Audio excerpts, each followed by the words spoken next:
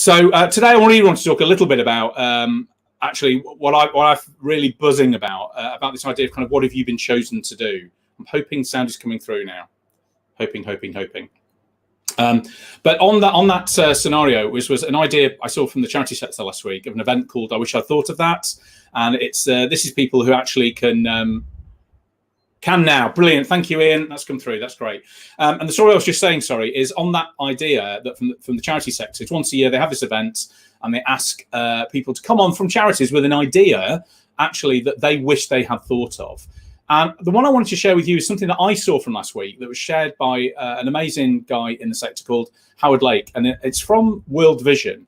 And although this is a charity story, it's absolutely relevant to business as well. So please just hear me out on this one. If you can hear me, thumbs up. And World Vision have done something very clever and very simple. So you'll probably know in the charity world, there's very good kind of child sponsorship packages. Here's a child in need, story, emotive picture. Will you sponsor this child? Now, what World Vision have done, have created a thing called the Chosen campaign. And this is really emotive. And I'll put the link in the chat so you can watch it later.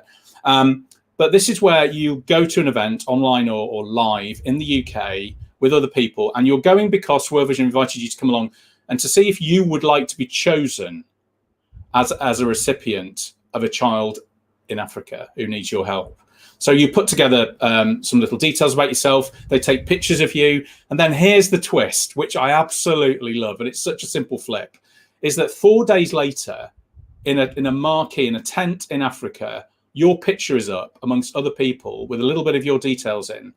And these children are brought in one at a time, and they're asked to choose you. So how clever and emotive is this? Because then what happens is that you then a few days later, hopefully you get chosen. I haven't thought about that. What happens if you don't get chosen? But if you get chosen, you then get a highly emotive letter from the charity saying, you have been chosen. This is the child that's chosen you, and they want to kind of be part of your family. Now that is a brilliant, simple technique that's really just switched the tables. And it just made me think that even in the business world, we can do that as well, just switching something quite cleverly that will put that together. My second little story I'd just like to share with you was, I think on the chosen stuff is sometimes we're chosen to share some vulnerability. And the person I'd like to highlight this week was from Monday. So I went to a networking event on Monday, the first live event. It was in Southampton. It was really warm. And the great thing was you could bring your dog. So anyone that knows me will know that our dog, Deefa, the chocolate Labrador, gets everything he wants. But Deefa came along to that meeting, got far more engagement than I ever did. But what I loved about that is, and this is a shout out to Sarah Phillips. Sarah Phillips put a post up later that day. And Sarah, you echoed certainly what I was feeling, but what a lot of other people were feeling was going, and she said, she's not embarrassed to say that actually she felt quite strange at that first live get-together networking event after all these months of us doing everything virtually. And Sarah, it's credit to you that you chose to show some vulnerability by putting that post up. And look at that post; it's gone great. It's really kind of got some coverage because everyone's feeling very similar to you. I felt very nervous actually that day doing the live small talk. And then when we did the introductions around the group, you could see everybody going, "Oh, it's my turn in 14 seconds," and all that stuff that we haven't really kind of had to deal with, or had to deal with in a virtual way. So Sarah Phillips, Opta Marketing, you get a chuck up this week. Chuck up, by the way, is a positive thing. I'm from Lancashire and the Navy, so that's good. And just while I'm talking away, if you're watching live and you want to share some inspiration from your week as well, please do drop it in the chat. And I'd love to, if you'd like to come on board, the link is in the comments as well. If you'd like to join me as a guest, that'd be brilliant. And my kind of final little wrap up from this week on Chosen. It's something I had a phone call last Friday with someone I've been trying to get hold of for some time, but she's been incredibly busy. Louise McCarthy, who is from NHS Charities Together. Now, if you've not heard of them, where have you been for the last year and a half? But, that's an organisation that, get this, 18 months ago had 2 members of staff. Okay. They've then completely turned around and had to grow because of the enormous support that the public have come behind with Captain Tom and everything else behind that. But also she's had to build a whole machine of team of people to support what the charity does. And I was really moved by Louise. Louise is director of fundraising, and she shared a couple of stories for me. And, this isn't all upbeat and positive. Okay, and this is what I want to mean about being chosen for something. Louise was chosen for that role, and I know why, because she's empathetic, she's a brilliant leader, and she says it as it is. And she moved me last Friday because she was telling me about the anguish of people in the NHS right now, that they're seeing cases of PTSD coming out in staff now who've had to deal with lockdown 1 and the problem with that, lockdown 2, and then here we are again. And she told me a very passionate story about a member of her fundraising team from Birmingham who they redeployed to help train the NHS staff and the PPE kit they had to get on. And this was a young lady, her first job in life, and she was teaching consultants and paramedics to be putting on the PPE. And she said, she was having to deal with consultants coming in the room who were in tears because they didn't know what they were about to go and do. Now that really kind of moved me. This thing is still going. What's inspirational about all this is because Louise clearly has been chosen for that role. She's doing something that is changing society. It's not about a pay packet. It's not about a role. She's doing something. So my question back to all of you today is kind of, what have you been chosen to do to come out to kind of get that across? And I'd love, if you've got something you'd like to share, please in the chat, please do bring that up. That would be great to hear that as well. And if you're watching on catch up now, because I'll be trimming this from the less audio bit at the front, then of course we'll be talking about that as well. So finally, I think just some kind of wrap ups really from the live today is have this firstly on a presentation. People always say, Andy, give us a bit of a presentation tip. So my presentation tip is absolutely fine to show some vulnerability. And Sarah Phillips did that brilliantly this week in a post that she did on LinkedIn about networking going live and, just having that nervousness around doing that now. We're all in the same boat, and credit to you, Sarah, for doing that and getting that message out there. So that was absolutely brilliant. And in presentations, it is absolutely fine and appropriate to show vulnerability because it helps build trust and rapport. It better be really honest vulnerability, by the way. Don't just label something that you think, that'll be a good little tagline. It's got to be very genuine because of this skill that we all have that we can interpret when somebody is BSing or not. All right, on that. So sharing vulnerability is a very, very powerful technique as well, and a very honest human technique, let's face it. And I think the other wrap up for me was, this kind of what have you been chosen for? Louise McCarthy, NHS Trust, has been chosen for something. And this idea that the World Vision campaign, where you're chosen to be a supporter of a child rather than the other way around. Brilliant, simple mechanic that's just really uplifted their campaign and is highly emotive. I challenge you not to get smoky at watching the video, and I'll put the video link in the chat once the broadcast is finished. It would be amiss of me not to mention that I've got something really exciting happening tomorrow at 1 p.m. If you're available to come on live, hopefully with a working microphone, Andy, I will be live down in Poole Harbour on a Sunseeker that we'll be using for an event on the 8th of September called the Inspiration Experience. So if you're able to join me, please, at 1 p.m. tomorrow, Friday afternoon, I'll be coming live from the Sunseeker to tell you a little bit more about that event. And I've already put some teasers out. I'd love you to come along, please, because that's quite an extraordinary event and has been crafted really by insights from other people who've looked at the events before. And we're going to look at this as what are your challenges and your ideas for looking at your business growth for next year? And we're asking people to come on board the boat for the day.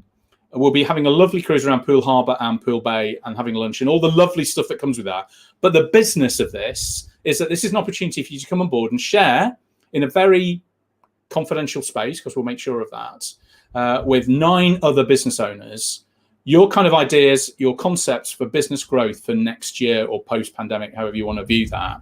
And we want to share those, test them out, bring in new opportunities, other people's minds and thoughts around that, around what else you could be doing to do that. And then here's the magic. After lunch, we'll be asking you to kind of pitch that idea to us. Not Dragon's Den style or anything like that. It's a very relaxed day. And the thing I love about these days on the Sunseekers is that it really gives everyone an opportunity to really get to know each other. You will build new business relationships on that boat that day. I promise you, because I've seen it done every time we've been doing this. So that's astonishing. And if you can join me tomorrow at 1 p.m. live on LinkedIn, Facebook, and YouTube, I'll be talking a little bit more about that live from the Sun Seeker, hopefully with a working microphone. That's brilliant.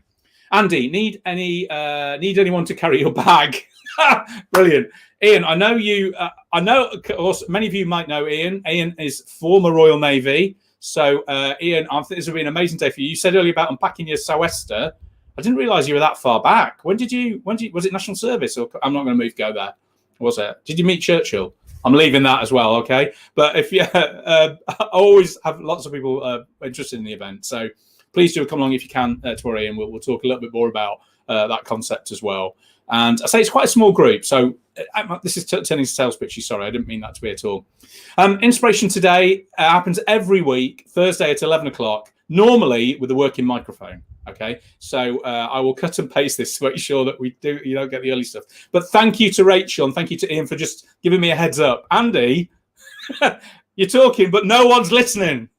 Brilliant, love it. And thank you for captions. So that's fantastic. Normal service will be resumed. So to wrap up today, Alan, hello. Let me just fab live as always. Love the vulnerability. But did you meet Churchill? Did you meet Churchill? No, but I've got a great story about Churchill. I might share tomorrow. Yeah, I will. I'll share it tomorrow. 1 p.m. Friday, live launch of the Inspiration Experience. To wrap up today, my question for you was, what have you been chosen to do? Would you be willing to share that in the comments now? Would you want to have a private chat with me about it? Because I really feel that once you know the answer to that, it gives you such self-confidence to go, that's my thing. That is what I do. That's what I'm chosen to do. And I'm hoping today I've given you a couple of examples of people who've inspired me in the last 7 days around that kind of chosen idea.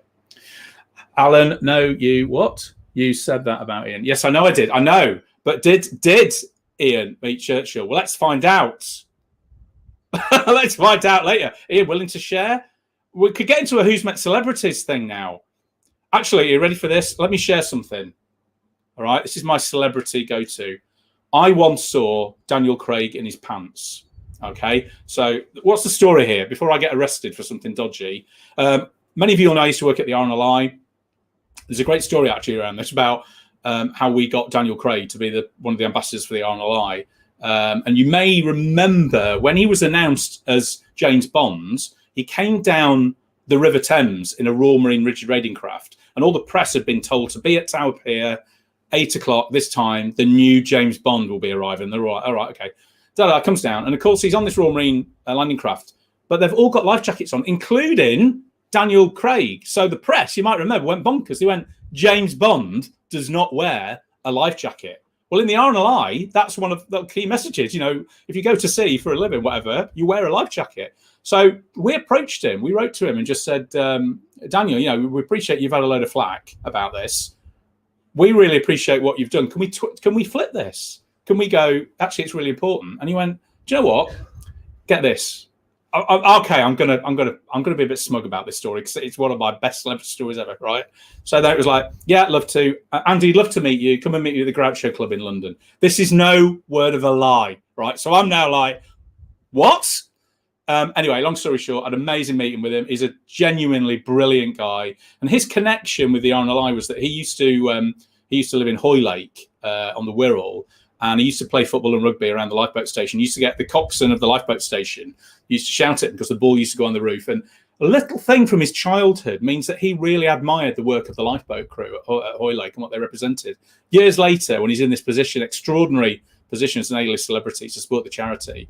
So anyway, get to your point, Andy, about Daniel in his pants. So we did some photo shoots. We had to go to a secret lifeboat station. Couldn't tell anybody. We had to get him in all the kit. And he's like going, actually, I need to wear all the proper lifeboat kit, Andy, for this shot. So I feel part of the team as well. Fine. So we went into the chat and he just stripped off. Just leave it there for the ladies for a minute.